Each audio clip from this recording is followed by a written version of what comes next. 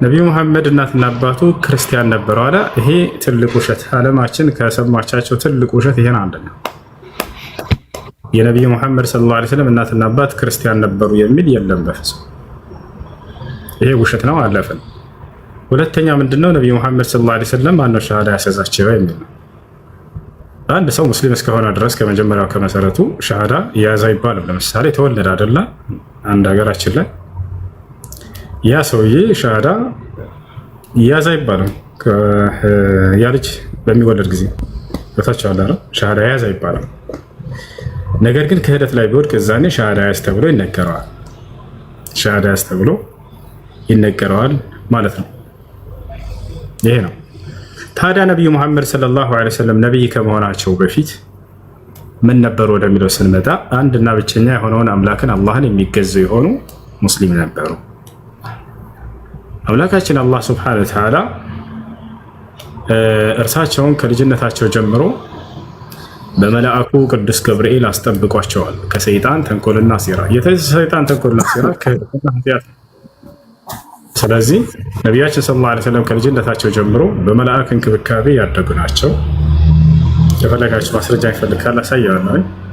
መልአኩ ጅብሪል ዐለይሂ ሰላም ገብርኤል ወደ ነብዩ ሰለላሁ ዐለይሂ ወሰለም ጋር መጣና ህፃን እያሉ አስተኛቸውና ልባቸውን እንዲቀደው ከውስጥ ላይ ቀልባቸውን አወጣ።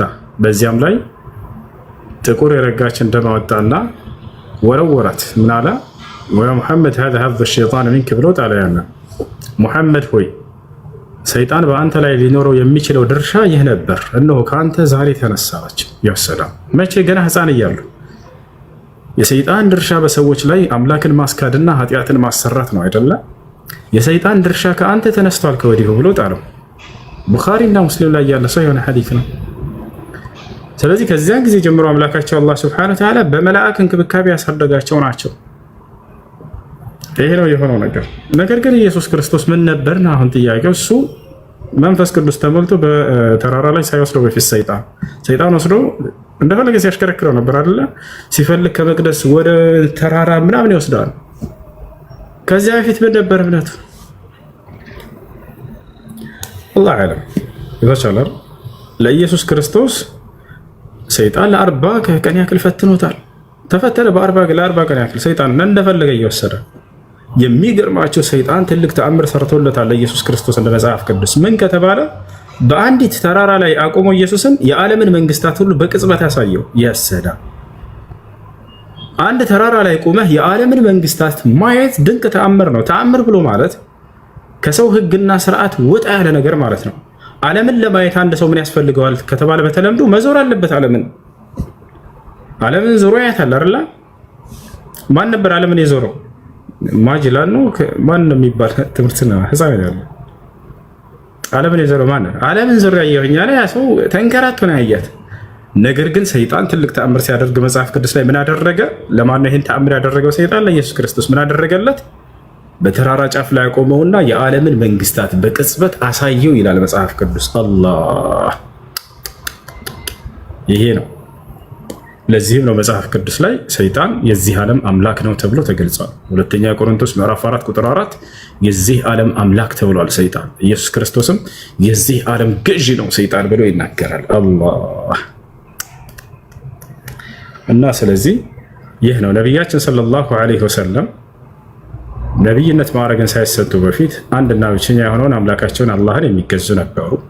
የት ነው የሚገዙት ከተባለ በሒራ ዋሻ ውስጥ በመሄድ ከካህዲያኖች ወይንም በአላህ ላይ ከሚያጋሩ ህዝቦች ገንጠል ብለው ብቻቸውን አምላክን አላህን የሚያመልኩበት ስፍራ ነበራቸው። ልክ ለምሳሌ ልክ እንደምንድነው ገዳም ብላችሁ እንደምትጠሩት ብላችሁ እንደ ምሳሌ በዚያ ያዙት። ከሰዎች ገንጠል ብለው ለአምላክ ለመገዛት ብለው ይለያሉ አይደለ? ገዳም መነኩሴዎች ምናምን። ነቢዩ ሙሐመድ ሰለላሁ ዐለይሂ ወሰለም ከካህዲያኖች ገንጠል ብለው ለብቻቸው ሄደው በሒራ ዋሻ ውስጥ አላህ ሱብሓነሁ ወተዓላ ይገዙ ነበረ። ስንቅ ይዘው ይሄዳሉ። ጌታቸውን አላህን ከተገዙ በኋላ ያ ስንቁ ሲያልቅ ጊዜ ይመለሳሉ። እንደገና ዳግም ይዘው ይመጣሉ። ያ እስኪያልቅ ድረስ አላህን ተገዝተው ይመለሳሉ። ፈበይነማ ሁወ ከዛሊክ እርሳቸው በዚህ ሁኔታ ላይ ሳሉ ነቢያችን ሰለላሁ ዐለይሂ ወሰለም ምን አደረጉ? መልአኩ ጅብሪል መጣላቸው ደርሳቸው። ፈጃአሁ መለኩል ሐቅ የእውነት መልአኩ ደርሳቸው መጣላቸው። ከዚያ በኋላ መለኮታዊ ራእይን አወረደላቸው ማለት ነው። ቅዱስ ገብርኤል ተገለጠና አብሳሪው መልአክ አበሰራቸው። ምን አላቸው? ያ ሙሐመድ ኢነከ ለረሱሉላሂ ሐቃ፣ ሙሐመድ ሆይ አነ ጅብሪል እኔ ገብርኤል ነኝ። ወአንተ ረሱሉላህ አንተ ደግሞ የአላህ መልእክተኛ ተደርገህ ነው ተመርጠሃል ብሎ አብሳሪው መልአክ አበሰራቸው። ቁርአን በመንፈስ ቅዱስ ምሪት መጣላቸው። ቃለ ስብሓነሁ ወተዓላ ቁል ነዘለሁ ሩሑል ቁዱስ ሚን ረቢከ ቢልሐቅ ሊዩሰቢተ አለዚነ አመኑ ወሁደን ወቡሽራ ሊልሙስሊሚን። ሙሐመድ ሆይ ይህ ቁርአን በእውነት ከጌታችሁ ዘንድ መንፈስ ቅዱስ አወረደው በላቸው ይላል። በማን ምሪት? በመንፈስ ቅዱስ ምሪት። ቁርአን ያመላለሰው ማን ነው? ቅዱስ ገብርኤል ታላቁ መልአክ።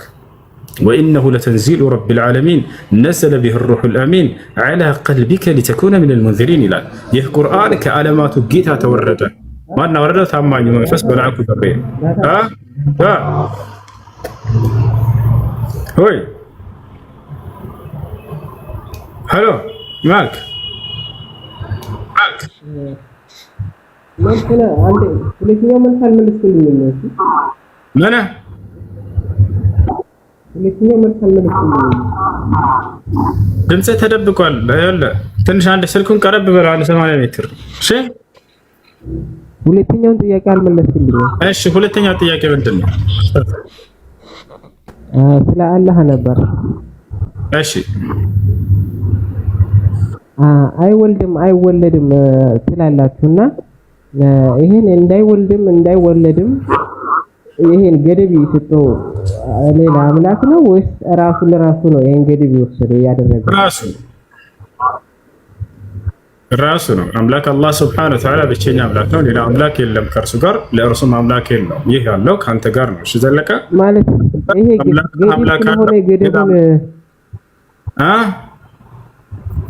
ገደቡን ለራሱ ነው ያስቀመጠው። አዎ አምላክ አላህ ሱብሓነሁ ወተዓላ ባህሪው ምንድነው? መፍጠር፣ ነገራቶችን ካለመኖር ወደ መኖር ማምጣት፣ የሌሉ ነገራቶችን ማስገኘት በኃይሉ ሰማይና ምድርን ካለመኖር ተረጋጋ እንጂ ሰማይና ምድርን እንደፈለገ ሊሆን ይችላል አይችልም? ለራሱ ተፈለገ እንደፈለገ ሊሆን ይችላል አይችልም? አምላክ አላህ ሱብሓነሁ ወተዓላ ፈጣሪ ነው። ፍጡር መሆን ይችላል ወይ ምናምን ብለህ መጠየቅ ፈልገህ ነው? አላህ ሱብሓነሁ ወተዓላ ፍጥረታትን ያስገኛቸዋል እንጂ እርሱ መለኮታዊ ባህሪ አለው። ሳይሆን ለራሱ እንደፈለገ ሊሆን ይችላል አይችልም? ምን መሆን ለምሳሌ ራሱ የፈለገው እንደፈለገ መሆን ይችላል አይችልም? ምን መሆን ለምሳሌ ጊንጥ መሆን ይችላል ወይ ሰይጣን መሆን ይችላል ወይ አምላክ እያልከኝ ነው? ማለት ለራሱ ለሰው ለመታየትም ይሁን እንደፈለገ በቃ ለሰው ልጅ በሚገባው መልክ ለሰው ልጅ ሊገለጥ ይችላል ወይ እኮ። ለምሳሌ ልንገርህ፣ በቃ ምሳሌ ልስጥህ። ህንዶች ለምሳሌ አምላክ አይጥ ሆኗል ብለው ያምናሉ። አንተ ደግሞ ሰው ሆኗል ብለህ ታምናለህ። ወይንም ደግሞ ከብት ሆኗል ብለው ያምናሉ ሂንዱይዝሞች። እንደዛ ለማለት ፈልገህ ነው?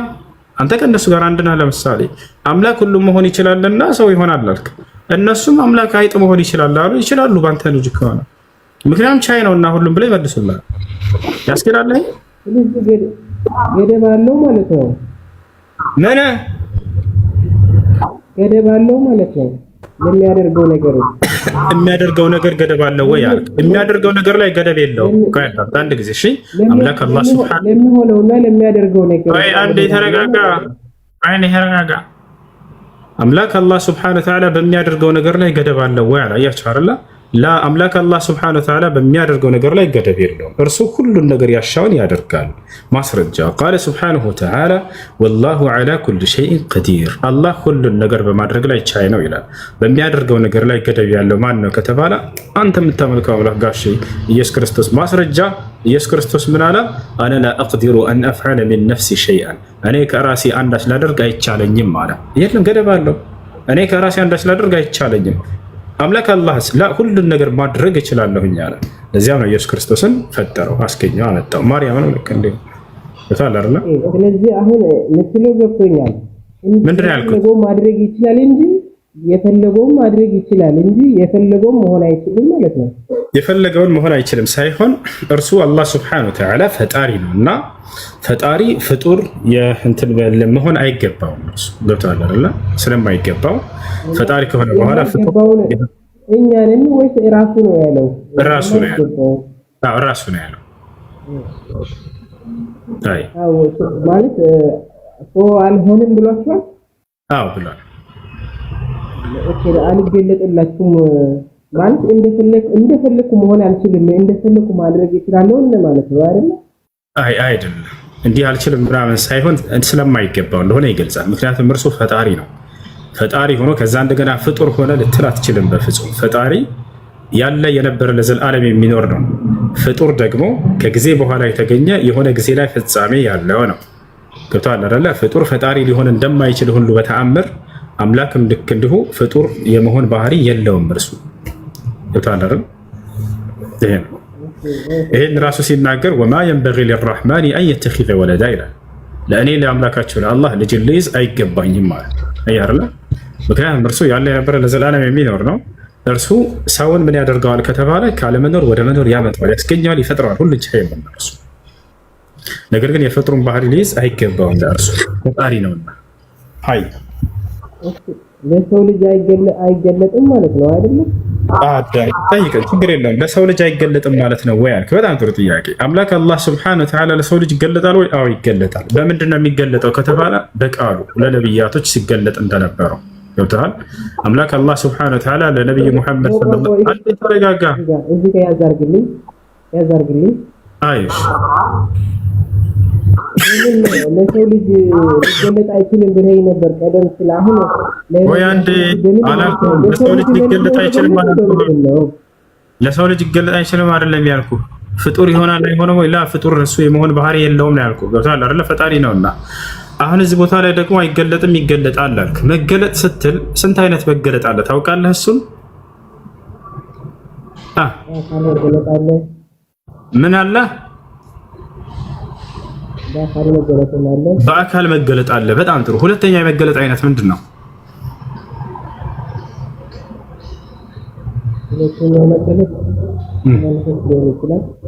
በቃል አይደለ? በቃሉ እግዚአብሔር ተገለጠለት ይባላል አይደለ? ቃሉን ሲገልጥለት ጊዜ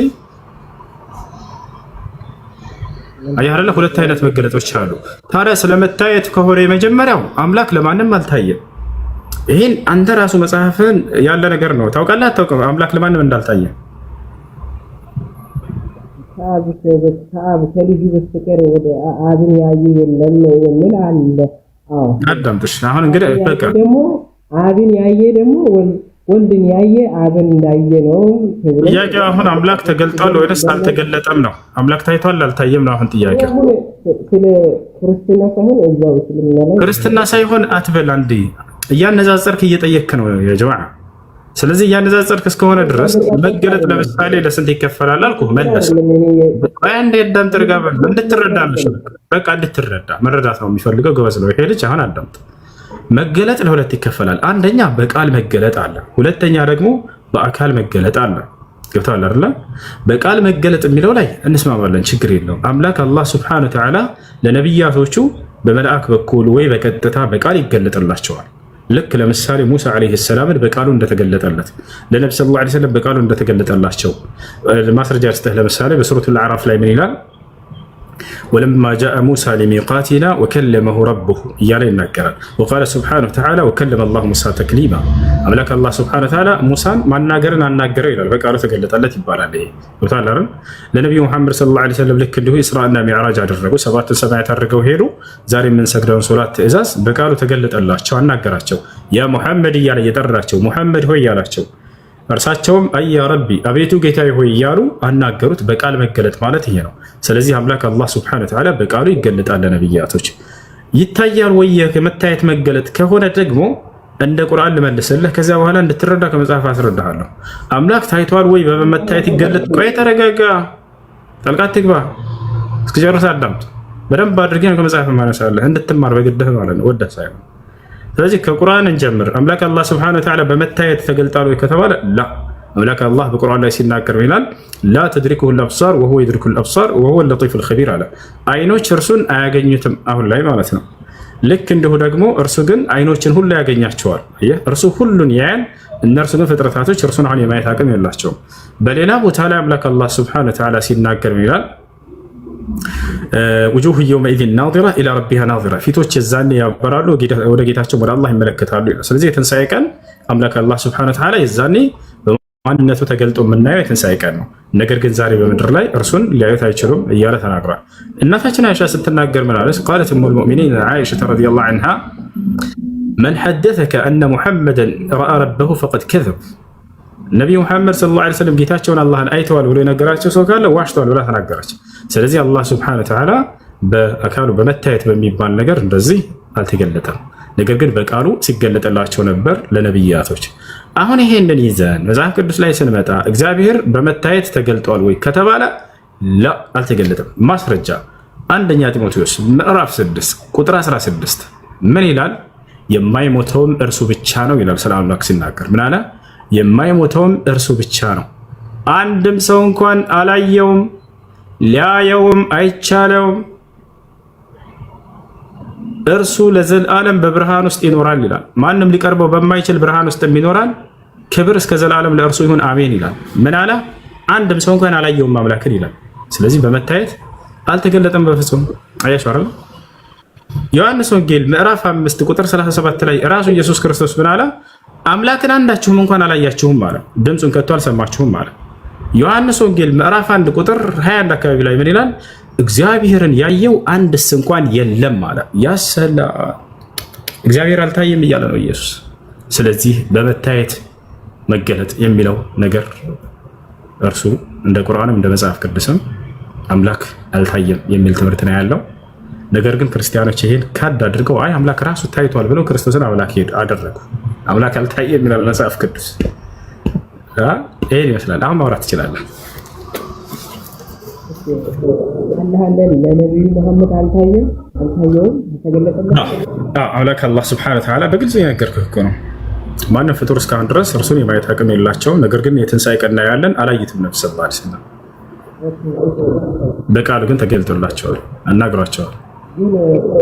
ሆነ ታዲያ ያው በቅርብ ጊዜ በሚዲያም ብዙ ሰዎች ሲያወሩ እሰማለሁ። ድምፅህ ተደብቋል።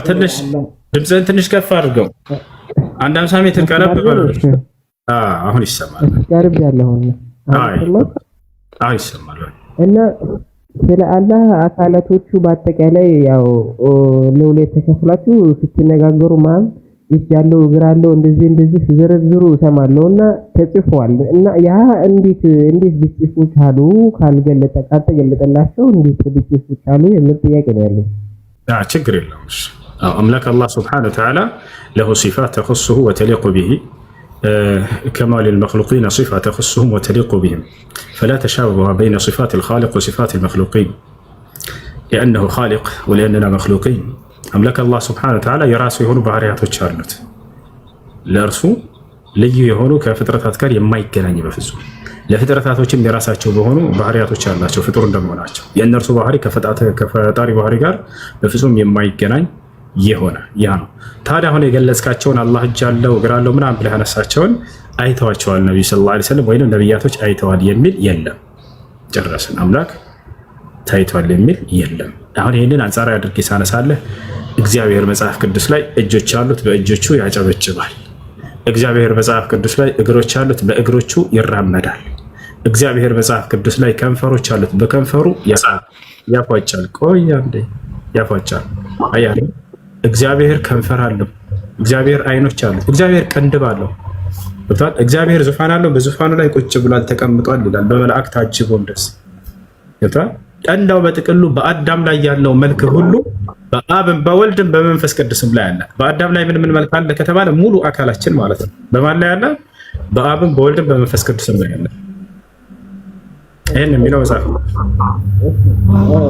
ግን ስለ አላህ ጠይቅ ከመጽሐፍ ቅዱስ የምትተነትናቸው ይገልጣልና መጽሐፍ ቅዱስንና ቁርአንን ምን ያህል ፐርሰንት ታምናለህ? እንደ መጽሐፍ ቅዱስ ምን ያህል እምነት አለ? ምን ያህል ታምናለህ መጽሐፍ ቅዱስንና ቁርአንን? እሺ መጽሐፍ ቅዱስ ላይ ምን ያክል እውነት አለ? አሁን እሺ ችግር የለም አብሽር አዳምጠኝ። በብዛት ከመጽሐፍ ቅዱስ ነው የምትተነትነው? በመጽሐፍ ቅዱስ ልተነትን አይደለም። ይኸውልህ ክርስቲያን ስለሆንክ አንተ እንደው ከመጽሐፍ ቅዱስ እያነሳህ እንትን እያልኩህ ነው እያነሳሁ ለአንተ ነው እንጂ ይሄ ለኛ አይደለም። እሺ ምናልባት እነዚህ ነገር አንተ ስትጠይቅ ጊዜ አላህ እንዴት እጅ ይኖረዋል እግር ይኖረዋል ብለህ የሆነ ደንገጥ አስደርገው ነው መተህ እየጠየቅ ያለው ገብቶሃል አይደል? እንድትረዳ ይህ ነገር በመጽሐፍም ያለ ነገር ነው ገብቶሃል አይደል? ኦኬ ስለዚህ የመጽሐፍ ቅዱስ ራሱን የቻለ ሌላ አገላለጽ አለውና ምንድነው አገላለጽ አለው? እስኪ ነገር ምንድነው አገላለጹ? እግዚአብሔር እጆች አሉት ያጨበጭባል ይላል መጽሐፍ ቅዱስ። አገላለጹ ምንድነው ማለት? እኔ አሁን ማለት ስለ መጽሐፍ ቅዱስ አልጠይቅህም።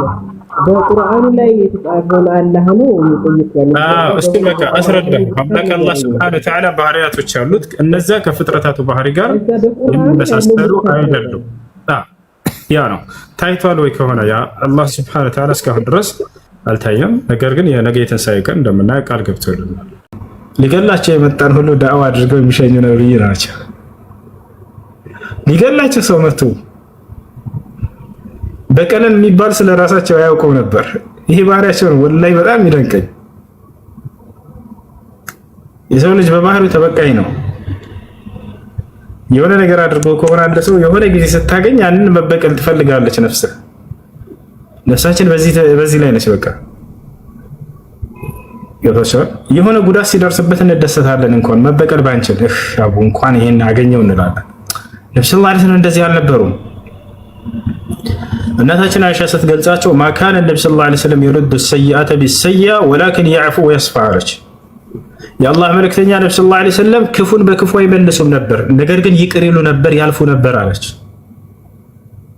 ለ13 ዓመት የመካ ሰዎች አታስተምርም ብለው አዛ አድርገዋቸው ተከታዮቻቸውን እየገደሉባቸው ተስፋ እንዲቆርጡ መሐመድ ብለው ሲያሳድዱባቸው ምን ሲያደርጉባቸው ብዙ መከራ ደርሰውባቸው ራሳቸውን እስከ ማሳደድ አድርሰዋቸው ከ13 ዓመት በኋላ ወደ መዲና ሄደው ከዛ እንደገና በሚቀጥለው በአንደኛው ዓመት ድል አድርገው ወደ መካ ሲመለሱ የመካ ሹማምንቶችና ንጉሶች እነዛ አዛ ያደረጓቸው ከፊታቸው ቀረቡ።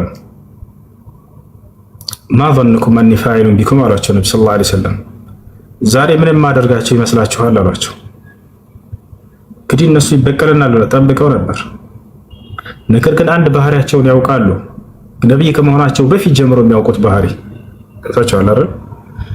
ነብያችን ሰለላሁ ዐለይሂ ወሰለም ምን አሉ? እነዚህ ሰዎች ምን አሏቸው? ከሪም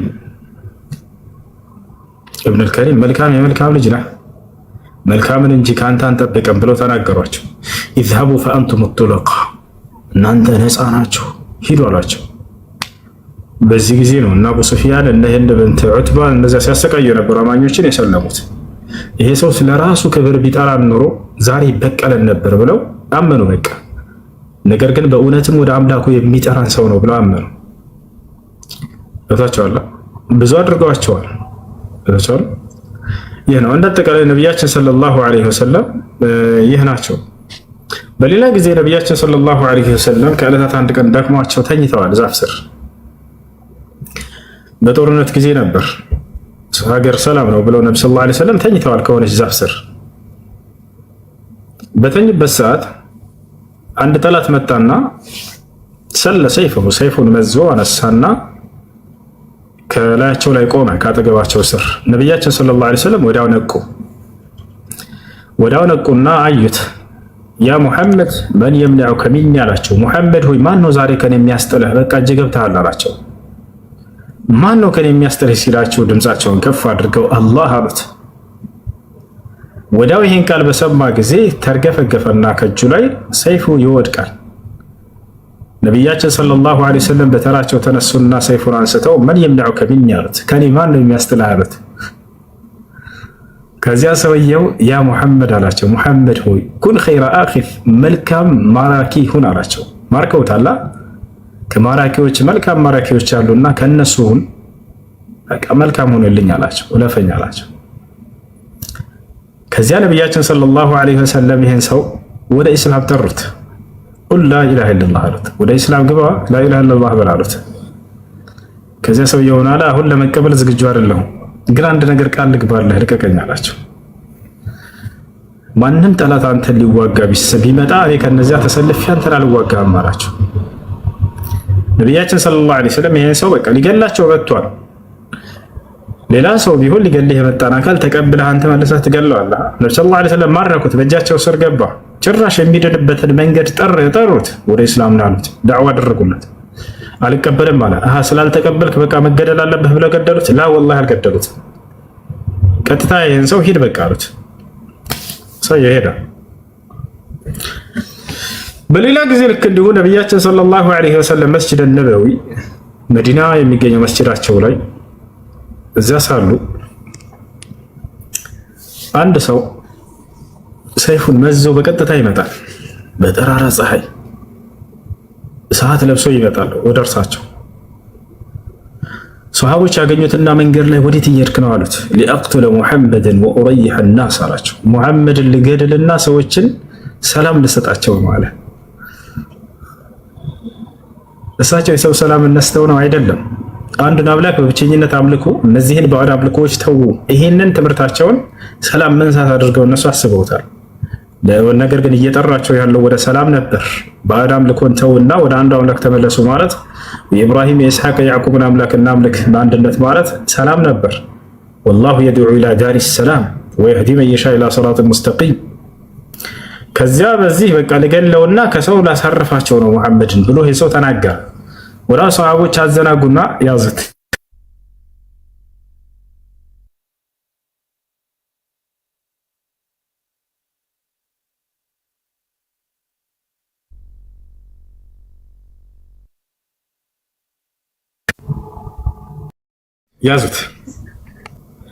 ያዙትና ቀጥታ ወደ ተወሰዱት ወደ ነብዩ ሰለላሁ ዐለይሂ ወሰለም ጋር ወሰዱት። መስጂድ ወሰዱትና አንተ የአላህ መልእክተኛ ሆይ ይህ ሰው እርስ መንገድ ላይ ያገኘ ነው ሰይፉን መዞ እየመጣ ወዴት ነው የምትሄደው ስንለው እርሶን ለመግደል እየመጣ እንደሆነ ነገረን። ስለዚህ ሊገድል የመጣ ነውና ማርከነዋል፣ እንግደለው ይፍቀዱልን አሏቸው። ነቢዩ ሰለላሁ ዐለይሂ ወሰለም ላ እንዳትገድሉት አሉ። አይቻልም አሉ። እንዴ ሊገድልህ መጥቶ ቢሆንም አሉ ነብዩ ሰለላሁ ዐለይሂ ወሰለም እንዳትገድሉት አልፈቅድም አሏቸው። ታዲያ ምን እናድርገው ሲባል ጊዜ ነብዩ ሰለላሁ ዐለይሂ ወሰለም ሳያውቀን ነውና የጠላን ይሄ ሰው እስኪ እንዳውቀን እድል እንስጠው፣ ከዛ በኋላ ከተቀበለ ሰየው፣ ካልተቀበለም በሰላም እንለቀዋለን አሉ። ነቢያችን ሰለላሁ ዐለይሂ ወሰለም ከዚህ አዘዙለት። መስጂድ ከአንደኛው ኮርነር ላይ ያስቀምጡት አሉ። ፍራሽንም አድርጉለት፣ አደራ ምግቡም እንዳይቀርበት ውሃውም እንዳይቀርበት ስጡት። ከዚያም አስተምሮታችንን ይስማ ብለው ነብዩ ሰለላሁ ዐለይሂ ወሰለም ተውት። ይሄን አዘዙለት። መስጂድ ከአንዱ ጠርዝ ጋር ተቀመጠ። በቃ ተማርኳል፣ ምርኮኛ ነው ሰው። ከዚያ ለሳምንት ያክል እዛው ተውት። ነብዩ ሰለላሁ ዐለይሂ ወሰለም ሲገቡ ሲወጡ ሲያስተምሩ ትምህርታቸውን ይሰማል። ከዚያ በፊት አያውቃቸውም። የጀማዓ በስም ነው የጠላቸው ገብቷቸዋል እንጂ አላያቸውም፣ አልሰማም ብቻ አልሰማቸውም ትምህርታቸው። በቃ ግን በጣም የሚጠላቸው ሰው እርሳቸው ምድር ላይ እሳቸውን ነበር። ከሳምንት በኋላ ነብዩ ሰለላሁ ዐለይሂ ወሰለም ሄዱና እንዴት ነህ ደህና ነህ አሉት። ሰላምታ ካቀረቡለት በኋላ አሁን ልንለቅህ ነው አሉት። ሙሐመድ ሆይ አላቸው፣ ወላሂ ምድር ላይ እንዳንተ የምጠላው ሰው የለኝም ነበር። በአላህ ስም ላለሁ ዛሬ ምድር ላይ ግን እንዳንተ የምወደው ሰውን አላገኘሁም አላቸው። ሙሐመድ ሆይ ምድር ላይ እንዳንተ ሃይማኖት የምጠላው ሃይማኖት የለኝም ነበር አላቸው። ዛሬ ግን ትምህርትን ከሰማሁ በኋላ እንዳንተ ሃይማኖት የወደድኩት የለኝም አላቸው። እና ስለዚህ እስልምናን ሳልቀበል ከዚህ አልሄድም አላቸው። ወዲያው ሻሃዳ ያዘ ሰውየው። አሽሀዱ አን ላ ኢላሃ ኢለላህ ወአነከ ረሱሉላህ አለ።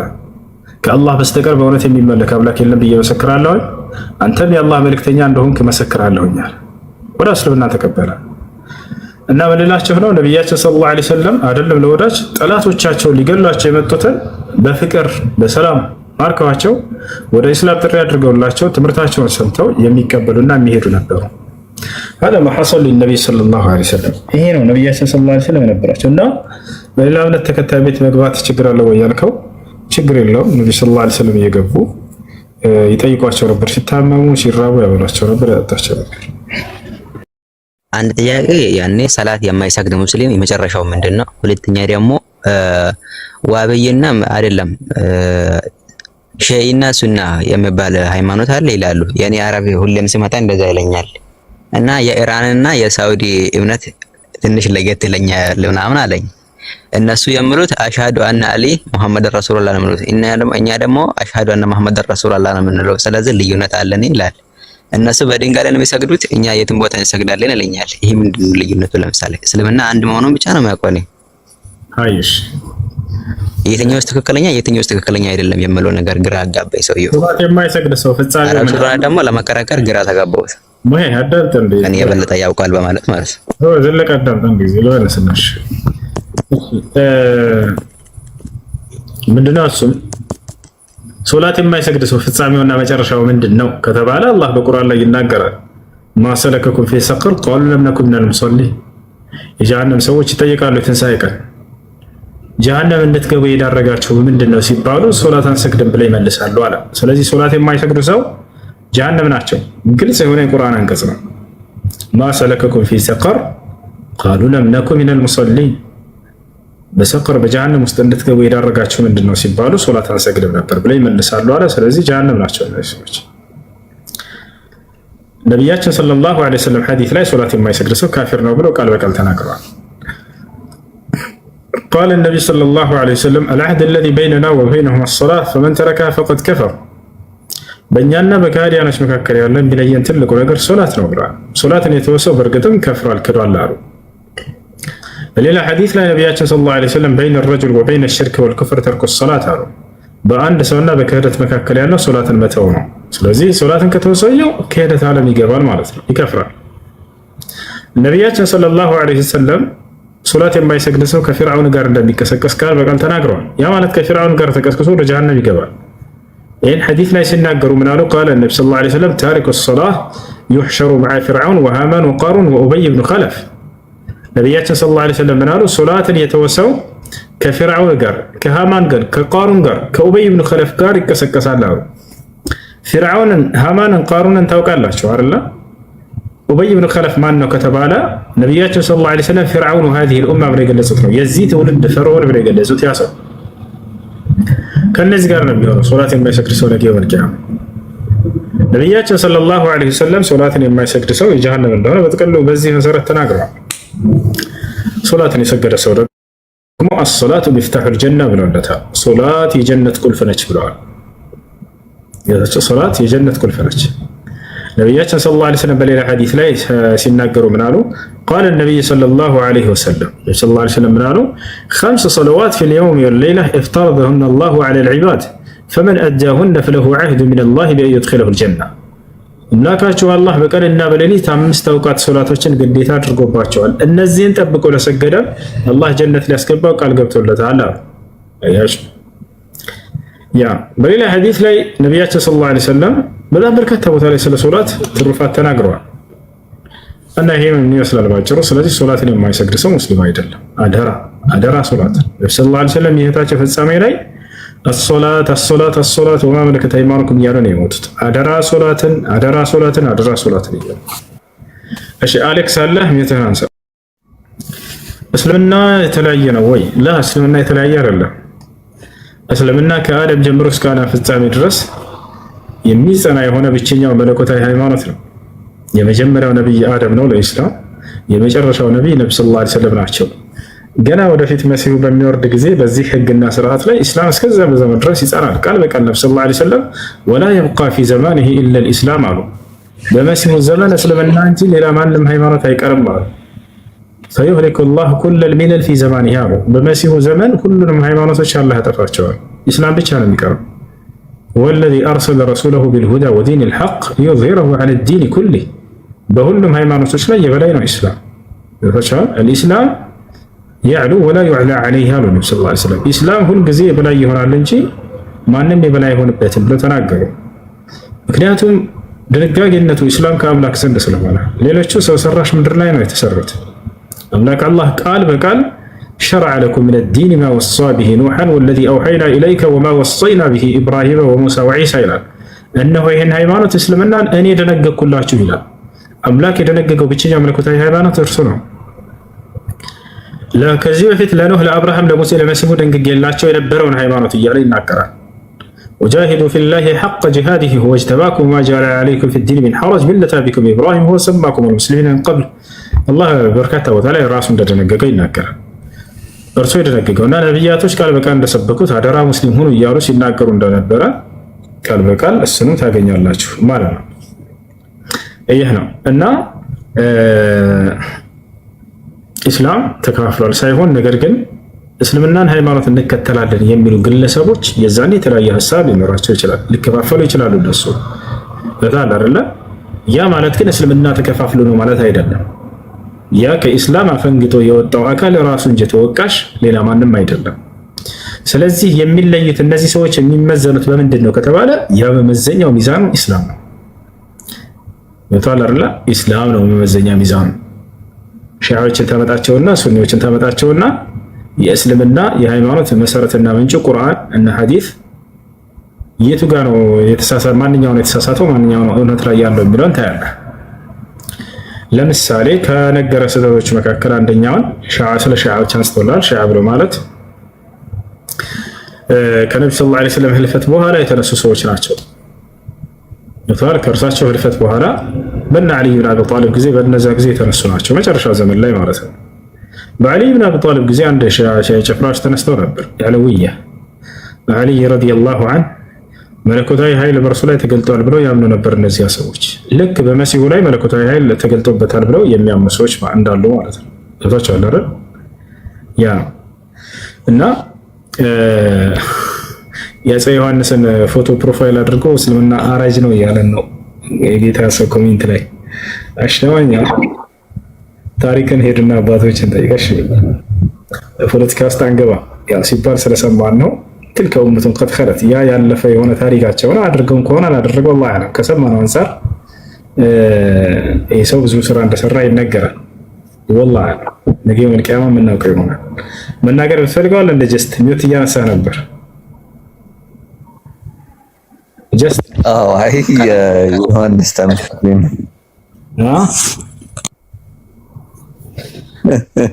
አይ ቅዱስ ዮሐንስ ተመችቶኝ ነው፣ የንጉስ ዮሐንስን ተመችቶኝ ነው። ግን ያልከው ሐሳብ ላይ ለመጨመር ከፈቀድክልኝ መድረኩን እውነት ለመናገር ከድሮም ጀምሮ አሁን ያለችውን የእስራኤል ፖለቲካ በጣም ስለምጠላ ከእስራኤል ይሄ ኢራን የምታደርገው ነገር ወይም አንዳንድ የሺዓ ሀገራት የሚያደርጉት ነገር ሙስሊሞችም ስለሆኑ ምናልባት እንትን ልንል እንችላለን። ግን ከእምነት አንጻር ግን ካየነው ብዙ ጊዜ ሼኮቻቸውንም አይገባም ራሱ በንዴት ነው የሚያስተምሩት። ይሄ ረጋ ብለው ማስተማር እንትን የላቸውም። ምክንያቱም ምንም ሊያቀርቡልህ የሚችሉት ማስረጃም የለም፣ መጽሐፍም የለም። ቢያቀርቡም ራሳቸው በመፈለጉት መንገድ ነው የሚተረጉሙትና በደንብ እነሱን ለማየት ሞክራለሁና የሚገርማ አንድ አስተማሪ ምን አለ መሰለኝ፣ እነሱ 1000 ዓመት ዘካ እየሰጠህ ብትኖር በፍጹምነት ያለ ኃጢአት ብትኖር እየሰገድክ መስጊድ ቁርአን ላይ ያለውን ሁሉ ብታደርግ አሊን ካልተቀበልክ አንተ እሳት ውስጥ ትወረወራለህ ያለው። እንደዛ ነው። ዞሮ መግቢያው ጭራሮ ማለት ነው። ያ እንደዚህ ናቸውና ታዲያ ምናልባት ተወደደም ተጠላም ወደ ክርስትና የማይሄድበት ሰው ተለወጠ እንጂ ወደ ክርስትና የማይሄድበት ምንም ሚንስ የለም ነው። አንድ ነው እንትን ነው የሰውየው ስም የተለወጠው እንጂ በዓልይ ላይ ያው መለኮታዊ ኃይል ተገልጧል ብለው ያምናሉ። እንዳልኩህ ልክ የአምላክ ኃይል በክርስቶስ ላይ ተገልጧል ብለው እንደሚያምኑት ማለት ነው። ገብቶሃል አይደል? የመለኮት ሙላት በእርሱ ላይ እንዳለ ተገልጧል ይላል አይደል? ልክ እንዲሁ በዓልይም ላይ እንደዚያ ብለው ያምናሉ። አንተ ኢላሁን አሉት። ከዓልይን ሰማና ይሄን ነገር ዓልይ ብን አቢ ጣሊብ በጊዜው አንተ አምላካችን ነህ ብለው ተናገሩት። ዓልይን ቃል በቃል እነዚህ ሰዎች በጣም ደነገጠ። ዓልይ በጣም ደነገጠ። እኔ አምላክ ነኝ አላቸው። አዎ ነህ አሉት።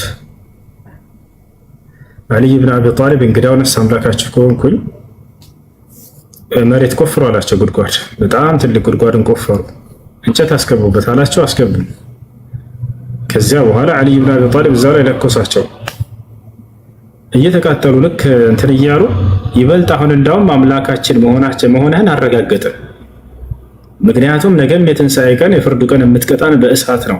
ያ በእሳት የሚቀጣው አምላክ ዛሬ እየቀጣን ነው ብለው በቃ ጭራሽ ሹባቸው በዚያው ላይ ጨመረ። የተቻለና ከዛ ቀስ በቀስ እነዚህ ሰዎች የተለያዩ የሺዓ አንጃዎች እየተነሱ መጡ። الاثنا عشرية الجعفرية الزيدية وغيرهم من طوائف الشيعة እና ያ ነው እንዳጠቃላይ ቀደም እንዳልከው እነዚህ ሰዎች አንደኛው የስህተታቸው ምንድነው? እነዚህን ዓልይና ቤተሰቦቹን እስከ 12 ድረስ ልጆቹን የሩቅን ያውቃሉ ብለው ያምናሉ። ይድዑን አነሁም ያዕለሙነ አልገይብ የሩቅን ያውቃሉ